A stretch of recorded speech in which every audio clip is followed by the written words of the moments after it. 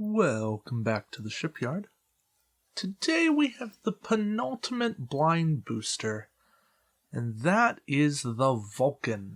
Now, I'm going to save the ship for last, but let's just say that it is very thematic with the temporal Cold War. Alright, first up, the Captain, Tavin. Skill 4, 3 points, elite talent slot. At any time, you may replace one evade, scan, or battle station token beside your ship for one evade, scan, or battle station token. If you do so, place an auxiliary power token beside your ship. Pretty nice ability. Like, honestly, this is one of those things you take evade, and if you don't need it, because you're not getting shot at, then by the time you shoot, you just swap it, and you're good to go. Now, I know it's a little weird with the at any time ruling, so that'll come into play here, but we'll see what happens.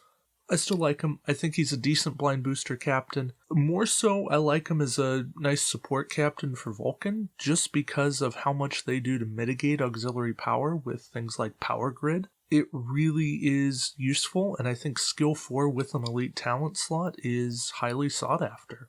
Next up, we have Fetish Cutter. Now, you're looking at this and it's a little weird, but I do have an official errata for it. When attacking, during the roll attack dice step, you may discard this card and up to 3 of your other upgrades and or active shields, gain 1 extra attack die for that attack for each upgrade or shield you discarded with this ability. You can only buy this for a Vulcan captain assigned to a Vulcan ship. Now, this card on the blind booster is a bit pricey. It's a one-use card, and that's not too bad. You're discarding probably most of your shields. Again, pricey. The upgrades in the blind booster are probably more expensive than you want to be throwing out the airlock just to get 1 extra attack die. However, this card in Constructed gets really interesting. Vulcans have cards like Tractor Beam that cost 1 point. They also have Aft Weapon Array, and that's a 1 point card.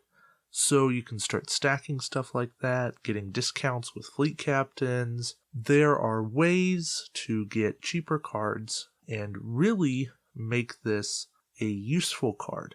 So Fetish Cutter, think of it as a card that could be highly intriguing once the blind booster is in your possession.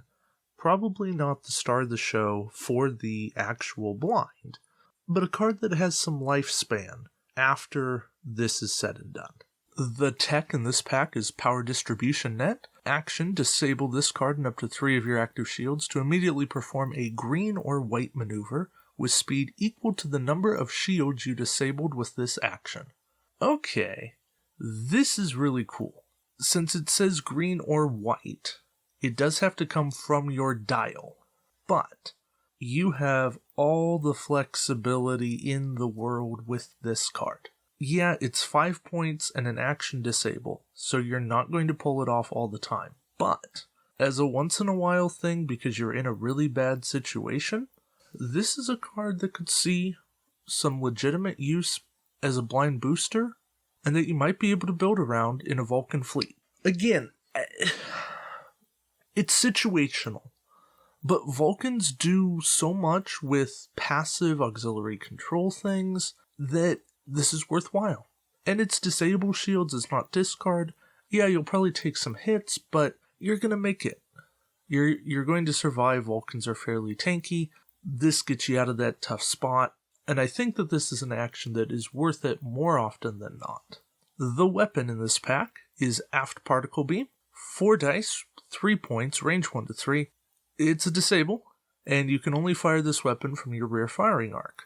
Well, hey, 4 attack dice, range 1 to 3, rear firing arc. Not going to happen all the time, but boy do I want this card. You know, we've seen things like, 2 or 3 attack dice out the rear. Now you're getting 4.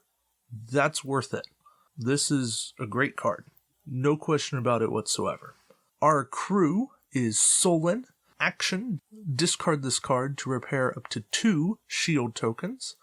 Costs 4 extra points for any non-Vulcan ship. Now, Solon is decent, right? Action, one-time use, get 2 shields back.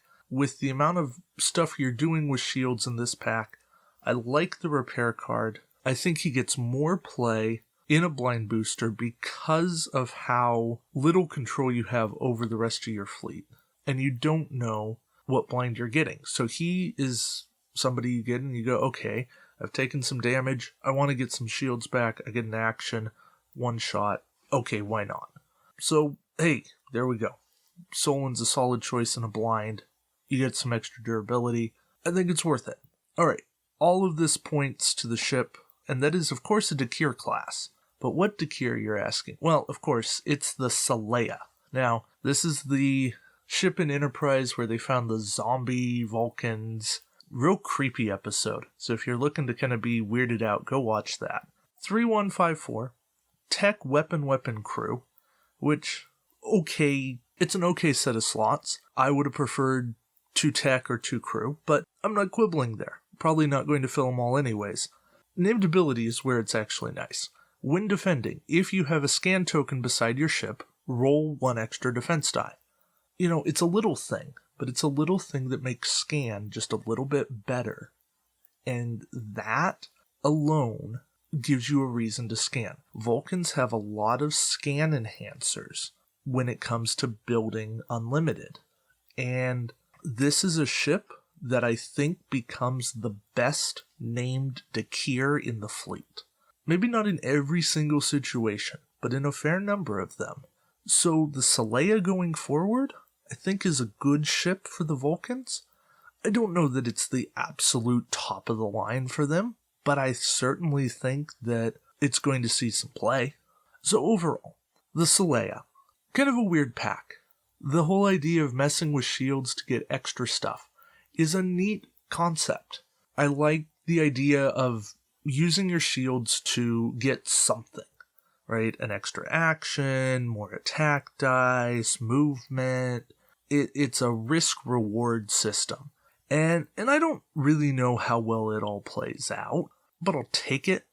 This is a pack that's going to be really difficult to actually build to 40 exactly, just the way all the points line up. But that gives you some neat options for putting this pack together. Maybe you end up running a point or 2 short, but that's okay, because hey, it's a blind booster, and you're still getting some good value for money. I'd be really curious to see where you guys rank this booster in the overall comparison. You know, for me, I think that this is one that I've got to really play to get a sense of how it handles, but I'm really excited to see how it actually does play.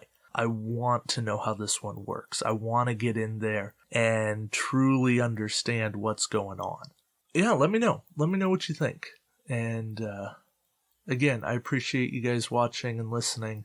Thank you guys so much. And until next time, we'll see you around the shipyard. Take care.